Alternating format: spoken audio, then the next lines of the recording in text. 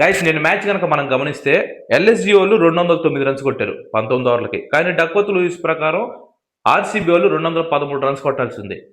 ఇది ఎక్కడ నేను చెప్పండి. అసలు ఈ రూల్ ఏంటి? డక్వర్త్ లూయిస్ అసలుకి ఎలా కొలుస్తారు అనేది ఇప్పుడు నేను చెప్తాను. ఎల్ఎస్జి వాళ్ళు 14 ఓవర్స్ కి కేవలం ఒక వికెట్ కోల్పోయి ఉన్నారు. సో ఒక వికెట్ కోల్పోయి ఉన్నారు. వాళ్ళకి 6 ఓవర్లు ఇంకా మిగిలి ఉన్నాయి. సో వాళ్ళ ఎఫిషియన్సీ వచ్చేసేసి 35.5%. కానీ ఎప్పుడైతే మ్యాచ్ ని 19 ఓవర్స్ కి కుదిచ్చారో వాళ్ళకి ఒక ఓవర్ ఎఫిషియన్సీ అనేది తగ్గిపోయింది అనమాట. అంటే కేవలం వాళ్ళకి 5 ఓవర్స్ మాత్రమే ఉంది. సో 30% ఎఫిషియన్సీ మాత్రం వాళ్ళకు ఉంది.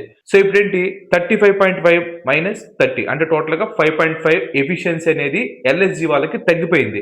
సో మెయిన్ ఓవరాల్ గా 100% ఎఫిషియన్సీ నుంచి ఈ 5.5 తీసేసాం అనుకోండి, టోటల్ ఎంత వస్తుంది? 94.5% ఎఫిషియన్సీ వస్తుంది. ఇక్కడ ఆర్సీబీని చూసుకుందాం.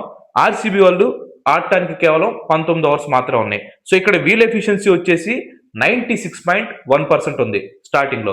సో ఇప్పుడు ఓవరాల్ గా కంపేర్ చేసుకుంటే 96.1 ఇంటూ 209 డివైడెడ్ బై 94.5 ఇది క్యాలిక్యులేట్ చేస్తే ఎంత వచ్చింది?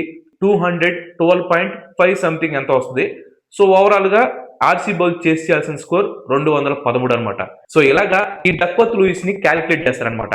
సో మీలో క్రికెట్ ఫ్యాన్స్ చాలా మంది ఉంటారు, బట్ ఈ డక్వర్త్ లూయిస్ ఎలా క్యాలిక్యులేట్ చేస్తారో చాలా మంది తెలియదు.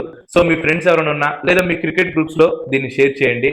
అండ్ అలాగే మన పేజ్ ని ఫాలో అవటం మాత్రం మర్చిపోకండి. Thank you.